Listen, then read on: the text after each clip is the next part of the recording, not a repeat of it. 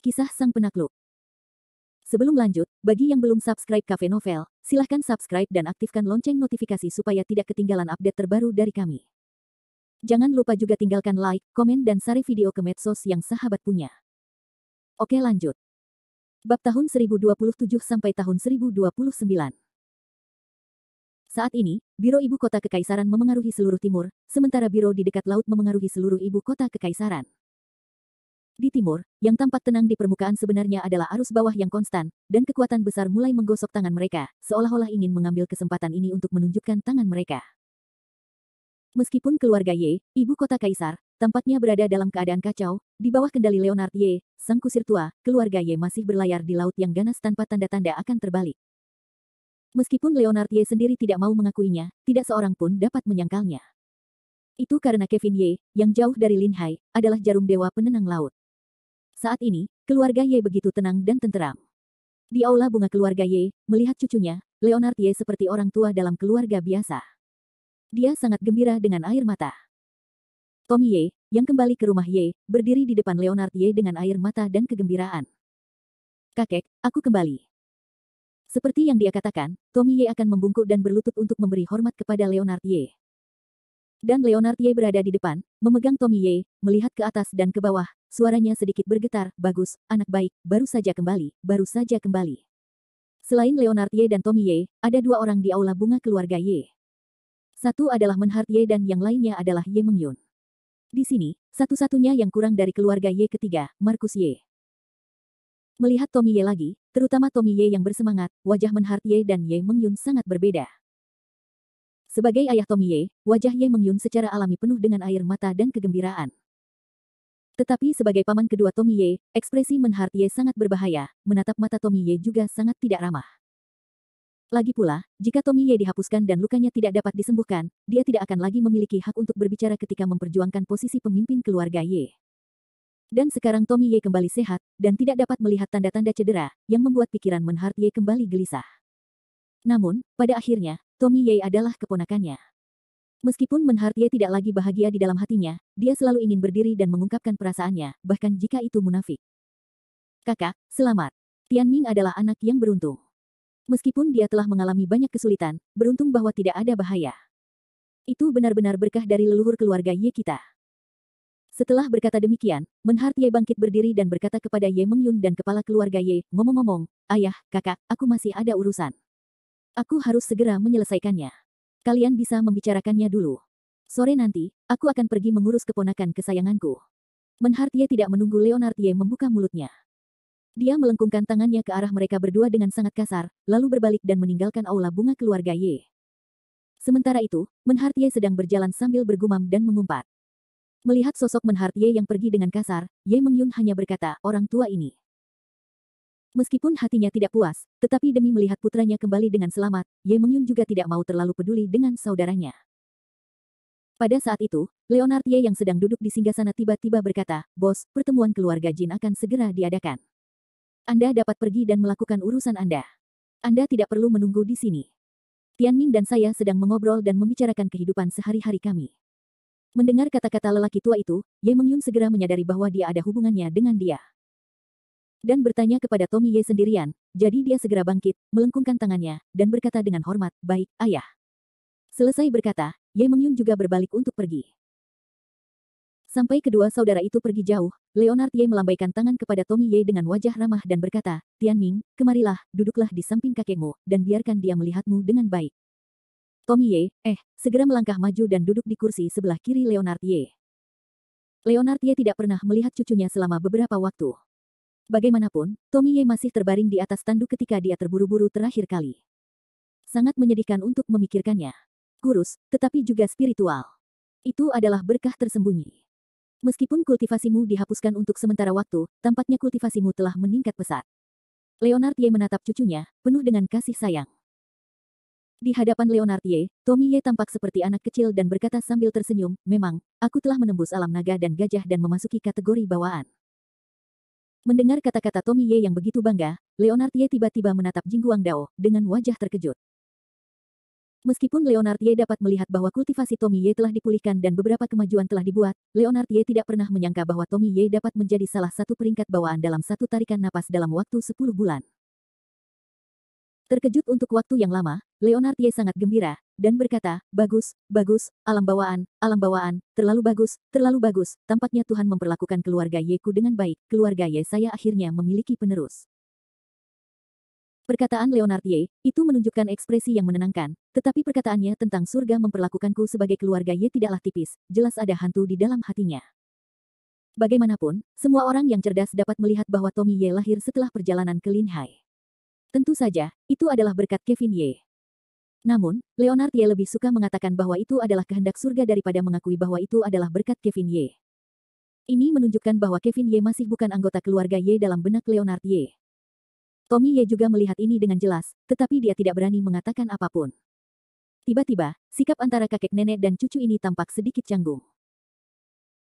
Untuk waktu yang lama, melihat Tommy Ye tidak berani mengambil inisiatif untuk menyebutkannya, Leonard Ye harus dengan enggan membuka mulutnya dan bertanya, Tianming, apakah kamu pergi ke Linhai untuk menemui anak laki-laki itu kali ini? Leonard Ye meninggalkan Tommy Ye sendirian kali ini. Sebenarnya, dia ingin tahu lebih banyak tentang Kevin Ye dari mulut Tommy Ye, atau untuk menyelidiki lebih jauh tentang kenyataan Kevin Ye. Namun, melihat Tommy Ye diam saja dan tidak membicarakan Kevin Ye, Leonard Ye hanya bisa mengambil inisiatif untuk bertanya. Ya, kakek, aku memang melihat kakak yang menyesal ketika aku pergi ke Linhai kali ini. Bagaimana perasaanmu? Leonard Ye menyipitkan mata dan tersenyum, dan bertanya pada Tommy Ye. Tommy Ye tidak menyembunyikannya. Dia menjawab dengan jujur, maaf, kakak. Meskipun dia masih muda, dia memiliki sikap yang luar biasa. Dia merasa sangat nyaman. Jika dia bisa mengenali leluhurnya di masa depan, itu pasti akan menjadi berkah yang luar biasa bagi keluarga Ye. Jelas, Tommy Ye memiliki penilaian yang tinggi terhadap Kevin Ye, dan kata-katanya juga dimaksudkan untuk mendorong Kevin Ye untuk mengenali leluhurnya sesegera mungkin. Namun, Leonard Ye mencibir mendengar pernyataan Tommy Ye, lalu melambaikan tangannya ke Tommy Ye dan berkata, Tianming, sepertinya kamu salah paham dengan maksud kakek. Kakek tidak bertanya bagaimana perasaanmu terhadap Kevin Ye, tetapi dia ingin bertanya seberapa kuat dan kultivasi Kevin Ye sebenarnya. Tommy Ye tertegun sejenak, lalu tenggelam dalam hatinya. Dia tidak menyadari bahwa kakeknya tidak peduli dengan cucunya yang suka mengembara dengan sepenuh hati. Yang dia pedulikan adalah kekuatan dan nilai pemanfaatan Kevin Ye. Hal ini membuat Tommy Ye merasa sangat sedih. Menunduk sejenak, Tommy Ye memikirkannya sejenak, dan tiba-tiba mencibir di sudut mulutnya dan berkata, kakek, sejujurnya, aku hanya bisa menggunakan 3 kata untuk menggambarkan kekuatan saudaraku. Leonard Ye berkata dengan cepat, 3 kata yang mana? Tommy Ye tiba-tiba mengangkat kepalanya dan berkata dengan tegas di matanya, tak terkalahkan. Ketika Tommy Ye mengucapkan kata demi kata, Leonard Ye tercengang. Kemudian dia tersenyum tak berdaya dan berbisik, tak terkalahkan, baik dan tak terkalahkan. Bab 1028. Sebenarnya, di hati Leonard Ye tidak ada cucu seperti Kevin Ye. Semua keraguan dan pertimbangannya adalah untuk seluruh keluarga Ye. Kevin Ye dan Marcus Ye tidak terkejut. Di aula bunga keluarga Ye, Leonard Ye dan Tommy Ye berbicara panjang lebar, yang berlangsung dari siang hingga malam. Tentu saja, yang paling banyak mereka bicarakan mungkin adalah Kevin Ye. Meskipun Leonard Ye tidak ingin mempercayainya, dia harus mengakui bahwa Kevin Ye cukup kuat untuk membuat seluruh ibu kota kekaisaran dan bahkan 10 keluarga emas takut. Hari ini, sayap Kevin Ye berlimpah. Terlepas dari prestasinya sendiri, masih ada 4 master dari negara puncak Tianyuan di kota langitnya, serta Howard Zhang, Michael Liu, Lin Hai, Feng Tianjiao. Kekuatan yang begitu kuat, belum lagi di ibu kota kekaisaran, sepenuhnya benar bahkan ketika menghadapi gerbang surga yang tersembunyi. Leonard Ye awalnya berpikir bahwa evaluasi cucunya terhadap Kevin Ye hanyalah omong kosong. Namun, ketika mendengar Tommy Ye berbicara tentang 2 aliran Buddha dan Taoisme yang mengepung kota langit dan tanggapan Kevin Ye, seluruh orang di bawah Leonard Ye tercengang. Ketidakpercayaan semacam itu belum pernah dialami Leonard Ye sebelumnya. Membunuh Leonard Ye tidak akan menyangka bahwa si tolol yang telah diusir dari rumahnya sendiri saat itu kini telah menjadi sosok yang tak terkalahkan di seluruh timur. Untuk ini, Leonard Ye hanya bisa merasa sedih tanpa alasan. Bagaimanapun, hanya ada 2 orang yang telah keluar dari keluarga Ye dalam beberapa tahun terakhir. Satu adalah Kevin Ye, dan yang lainnya adalah Ye Xiuluo. Si tolol dan tolol ini, setelah meninggalkan keluarga Ye, semuanya menjadi sosok yang menakjubkan, yang tidak hanya membuat Leonard Ye mendesah bahwa mereka salah, atau keluarga Ye yang salah. Namun, ketika Leonard Ye dan Tommy Ye berbicara satu sama lain untuk waktu yang lama, Markus Ye masih mengenakan setelan panjang berwarna hijau, memegang bidak catur di tangannya, dan tersenyum bahagia di gunung belakang keluarga Ye dan di lereng bukit yang indah. Dan Markus Ye masih berdiri di belakang Tuan kelima. Saat fajar, anak itu kembali dari Lin Hai. Markus Ye tersenyum acuh tak acuh dan bertanya. Tuan kelima berkata dengan hormat, ya, Tuan, Tommy Ye telah kembali dari Lin Hai. Seharusnya Tuan muda yang membiarkannya kembali. Dengan bunyi klik, bidak catur Markus Ye jatuh perlahan dan jatuh di papan catur. Dia pertama kali tertawa, lalu menggelengkan kepalanya dan berkata, haha, Kevin Ye, anak ini, terlihat seperti pria berhati besi dan bertekad untuk membunuh. Namun, masih ada kelembutan yang tak terbendung di tulangnya. Ini sangat bagus, sangat bagus. Wajah Tuan kelima bingung, tidak tahu apa yang Markus Ye bicarakan, jadi dia hanya bisa berdiri linglung, juga tidak menyela. Melihat kelima orang tua itu tidak tahu suara, Markus Ye juga merasa bosan, dia mengerutkan bibirnya dan berkata, apakah Yun Fei dan Dream keduanya telah sampai di laut? Kembali kepada Tuan, mereka telah tiba di laut, tetapi mereka belum bertemu dengan Tuan muda. Sepertinya mereka masih menunggu perintah Tuan. Markus Ye menjabat tangannya dan berkata, baiklah, jangan biarkan mereka menunggu. Sekarang Tuan mereka bukan lagi aku, tetapi Kevin Ye. Kamu minta mereka untuk bertindak cepat. Jangan biarkan Tuan baru mereka menunggu terlalu lama, atau anak itu akan sulit marah. Baik, Tuan, aku akan memberitahu mereka nanti. Markus Ye tersenyum tipis, dan tiba-tiba berdiri dari bangku batu, berdiri di lereng bukit, memandang ke arah laut dari kejauhan. Wajah Markus Ye saat ini adalah penghiburan yang tak terlukiskan. Ah, hidup ini seperti catur. Dunia memang sulit ditebak. Awalnya, aku masih ingin membiarkan anak itu tinggal di laut dan menjalani kehidupannya yang biasa saja.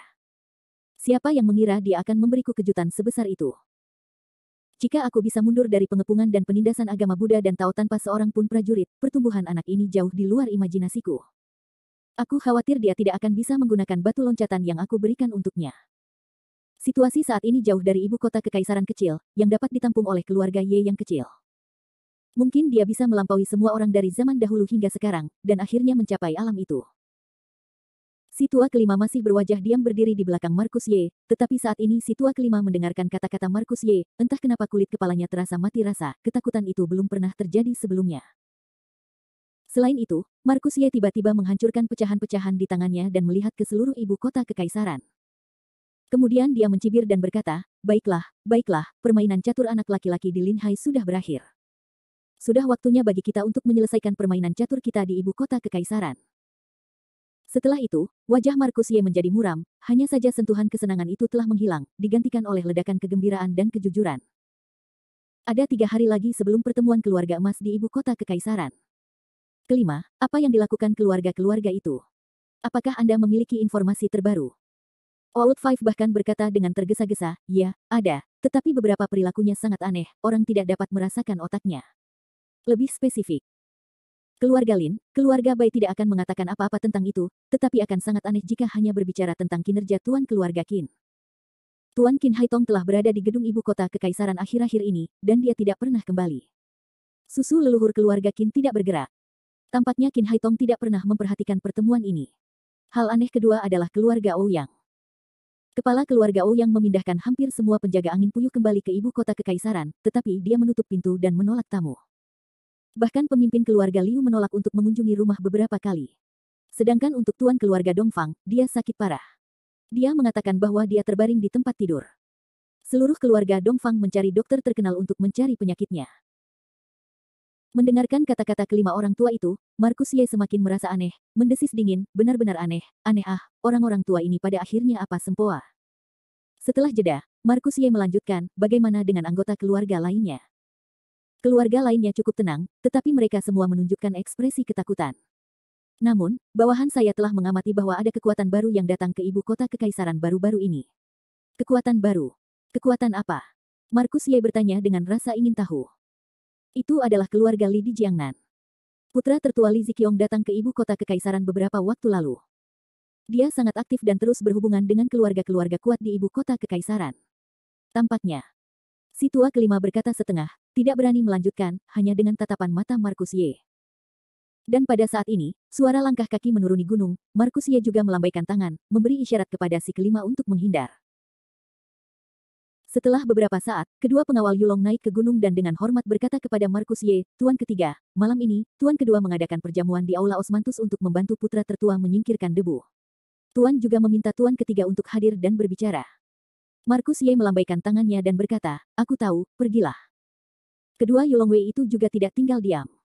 Setelah kata-kata itu sampai, mereka segera berbalik menuruni gunung. Dan Markus Ye berdiri dengan tangan negatif, menatap kedua orang itu yang perlahan menjauh dari sosok di jalan, sepertinya ini adalah pesta, bukan pesta yang bagus. Bab 1029. Pikiran Menhart Ye, bagaimana mungkin Markus Ye tidak tahu? Karena Tommy Ye salah, saya khawatir itu untuk memberitahu seluruh kaisar bahwa Tommy Ye telah kembali. Jika tidak, bagaimana mungkin Menhart Ye memilih tempat perjamuan di Aula Osmanthus yang harum? Terlebih lagi, saat ini, pertemuan keluarga emas di ibu kota kekaisaran akan segera diadakan, dan setiap gerakan keluarga Ye hampir di mata orang lain. Pada saat ini, Tommy Ye diberi perjamuan besar. Makna yang dalam sudah terbukti dengan sendirinya. Menurut pendapat Markus Ye, saudara laki-laki kedua dari keluarganya jelas sedang terburu-buru. Bagaimanapun, meskipun Menhart Ye memiliki dua putra, Leighton Ye dan Van der Ye, mereka tidak dapat dibandingkan dengan Tommy Ye dalam hal kultivasi, kebajikan, dan cinta. Jadi kali ini Tommy Ye kembali ke rumah Ye dengan selamat. Hati Menhart Ye penuh dengan sisi gelap. Meskipun Markus Ye tidak tahu artikel apa yang akan dilakukan Menhart Ye kali ini, Markus Ye tahu dengan jelas bahwa Menhart Ye berharap Tommy Ye memiliki sesuatu yang tidak terduga. Waktu itu, pukul 6 sore, di Aula Lin Sailing yang paling indah di Hotel Aula Osmanthus ibu kota kekaisaran, semua anggota keluarga Ye berkumpul bersama. Di antara mereka, Leonard Ye, kepala keluarga, tentu saja duduk di singgasana, dan ketiga putra dan satu putri dari keluarga Ye hadir. Ye Mengyun, sebagai putra tertua, duduk di sisi kiri Leonard Ye, sementara Menhart Ye, sebagai putra kedua, duduk di sisi kanan Leonard Ye. Adapun Markus Ye, dia duduk di seberang Leonard Ye. Wajahnya yang elegan dan kemeja panjang biru telah menjadi pemandangan yang indah di atas meja anggur. Adapun generasi ketiga dari keluarga Ye, mereka semua hadir. Di antara mereka adalah Tommy Ye, Van der Ye, Leighton Ye, dan, tentu saja, dua boneka wanita. Seorang gadis muda dan tua bernama Ye Tianling adalah putri Ye Mengyun dan adik perempuan Tommy Ye. Gadis berusia 15 tahun lainnya adalah Queenie Ye, putri nominal Markus Ye dan adik perempuan nominal Kevin Ye. Saat ini, Queenie Ye duduk tepat di samping Markus Ye. Meskipun wajah boneka porselennya baru berusia 15 tahun, ia telah menjadi semakin cantik dan mengharukan. Di masa depan, ia pasti akan menjadi wajah yang cantik. Selain itu, Queenie Ye sama sekali tidak malu-malu dalam kelompok orang-orang keluarga Ye ini. Dibandingkan dengan putri kecil asli dari keluarga Ye, Queenie Ye tidak memiliki kelemahan sama sekali. Seluruh aula Lin Sailing diambil alih oleh keluarga Ye saat ini, dan tidak ada seorang pun yang hadir. Melihat semua orang sudah datang, Menhart Ye adalah orang pertama yang berdiri. Saat ini, meskipun Menhart Ye sedang sedih, dia selalu tersenyum. Bagaimanapun, Menhart Ye adalah tuan rumah pesta makan malam, jadi kita masih harus melakukan hal seperti ini. Berdiri, Menhart Ye mengangkat gelas anggurnya dan berkata kepada Tommy Ye pada awalnya, saat fajar, kamu dalam masalah besar beberapa waktu lalu, dan paman kedua tidak membantumu. Sekarang ketika kamu kembali dengan selamat, paman kedua hanya bisa menambahkan lapisan gula pada kue dan menyiapkan sedikit anggur encer untuk menunjukkan hatinya. Menhart Ye mengangkat gelasnya dan berkata kepada Tommy Ye, ayo, Fajar, paman kedua akan melakukannya untukmu terlebih dahulu. Menhart Ye yang galak adalah anggur putih di tangannya. Meskipun dia tahu bahwa Menhart Ye dan denyut nadinya sendiri tidak berurusan dengannya, Tommy Ye juga orang yang lugas. Dia berdiri sambil memegang segelas anggur dan berkata, terima kasih, paman kedua. Tommy Ye juga menghabiskan anggur dalam cangkir itu sekaligus. Menhart Ye sedang terburu-buru dan tidak dapat menahan tawa, bagus, keponakanku yang hebat memang pantas mendapatkan reputasi dalam mitologi militer, prajurit ini heroik. Dan Menhart Ye memuji Tommy Ye sambil mengedipkan mata pada kedua putranya. Leighton Ye baik, selalu berekspresi konyol, sedangkan Van der Ye sangat pintar, cepat berdiri, dengan cara licik berkata, kakak, aku juga datang untuk bersulang untukmu. Kamu dan kakakku sudah beberapa hari tidak minum bersama. Sekarang ketika aku melihat kakak Wei, aku merasa dan mengaguminya. Di masa depan, adikku membutuhkan lebih banyak perhatian dari kakakku. Tentu saja, kakak, mengapa kamu mengatakan hal-hal ini? Tommy Ye meminum gelas anggurnya lagi. Melihat bahwa saudara-saudara dalam keluarga itu harmonis dan keponakannya ramah, Leonard Ye, yang saat ini duduk di atas tahta, merasa sangat nyaman. Di mata Tuan Leonard Ye, keluarga Ye sendiri sangat kuat. Selama tidak ada pertikaian internal, keluarga Ye saat ini tidak takut akan ancaman apapun. Tentu saja, ini hanya ilusi dari angan-angan Leonard Ye. Sebenarnya, Leonard Ye seperti cermin di dalam hatinya. Putra dan cucunya semuanya memiliki 90-an kecil mereka sendiri, tetapi lelaki tua itu tidak mau menghadapinya dan telah menipu dirinya sendiri. Pada saat ini, Queen Ye, si bungsu, juga berdiri di meja anggur, memegang minuman untuk Tommy Ye dan berkata, "Kakak, aku juga ingin bersulang untukmu." Tommy Ye penuh semangat dan tidak akan menolak untuk datang. Namun, sebelum Tommy Ye berdiri, seseorang berteriak pada Queen Ye di tempat, "Kamu binatang buas. Tidak ada tempat bagimu untuk berbicara di sini." Tiba-tiba suasana di lapangan menjadi sangat canggung. Terutama Queen Ye, yang berdiri di tempat dengan linglung, matanya merah. Namun, Queen Ye yang keras kepala, tidak pernah meneteskan air mata. Van der Ye, putra Menhart Ye, baru saja berbicara dan memarahi Queen Ye. Meskipun Queen Ye telah tinggal di keluarga Ye selama setengah tahun, dia masih orang luar bagi keluarga Ye, bahkan lebih buruk dari orang luar. Ini adalah ide paling nyata dari seluruh keluarga Ye, termasuk Leonard Ye. Mereka hanya ingin menggunakan Queen Ye untuk pernikahan keluarga. Adapun yang lainnya, Queen Ye tidak ingin mendapatkan rasa hormat dari keluarga Ye, termasuk rasa hormat yang pantas diterimanya. Kata-kata Van der Ye yang tidak sopan segera menarik ketidakpuasan dua orang yang hadir, satu adalah Markus Ye, dan yang lainnya adalah Tommy Ye. Tetapi bagi Van der Ye, Markus Ye adalah seorang penatua, jadi tidak baik untuk dimarahi. Tetapi Tommy Ye berbeda. Pada saat ini, Tommy Ye, terlepas dari kata-kata dingin Van der Ye, berdiri tegak dan berkata sambil tersenyum kepada Queen Ye, "Kamu adalah Queen. Ini pertama kalinya aku melihatmu setelah kamu pergi sepanjang tahun." Saat berbicara, Tommy Ye melambaikan tangan ke Queen Ye dan berkata, "Ayo, kemarilah, kakak laki-lakiku. Biarkan kakak laki-laki melihatmu dengan baik." Queen Ye ragu-ragu sejenak, lalu bangkit dan berjalan perlahan ke arah Tommy Ye. Namun, tepat saat Queen Ye melewati punggung Van der Ye, dengan wajah muram, menjulurkan kakinya dan langsung menghalangi kaki Queen Ye. Queen Ye jatuh ke tanah dengan jatuh. Namun, Tommy Ye penuh amarah dan berkata kepada Van der Ye, "Apakah kamu terlalu berlebihan?" Sambil berkata Tommy Ye, dia mengangkat Queen Ye yang telah jatuh ke tanah. Van der Ye tampaknya dengan wajah acuh tak acuh merentangkan tangannya dan berkata, "Kakak, dia hanya spesies murahan, mengapa harus marah padanya, itu tidak sepadan." Namun, tepat ketika Van der Ye mengatakan ini, suara marah seluruh aula Lin Sai Ling benar-benar jatuh dari langit. Benih murahan apa, Markus Ye, apakah kamu benar-benar tidak mengatakan sepatah kata pun ketika putrimu begitu diganggu? Atau apakah Anda ingin kami melakukannya sendiri dan mencoba cara kami? Ye, Kevin Ye, itu suara Kevin Ye. Tiba-tiba, seluruh aula Lin Sai Ling tampak meledak. Semua orang mencari sesuatu. Hanya Markus Ye yang menggelengkan kepalanya tanpa daya dan berkata dalam hatinya, sungguh ide yang buruk.